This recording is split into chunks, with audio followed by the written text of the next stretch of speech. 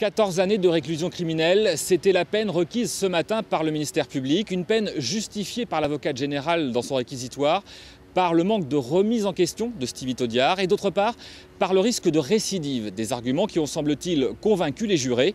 En tous les cas, cette condamnation est jugée satisfaisante par la famille de la victime. Madame Arroyo est soulagée d'entendre évidemment ce verdict. Je ne vais pas dire qu'elle est satisfaite parce que dans son esprit ce n'est pas ça. Elle est soulagée, elle considère qu'effectivement c'est une peine, c'est la peine qui pouvait être prononcée. C'était la peine requise, c'est la peine retenue et je pense que dans son esprit ça correspond bien à ce qu'a souligné l'avocat général, ce que nous avions souligné.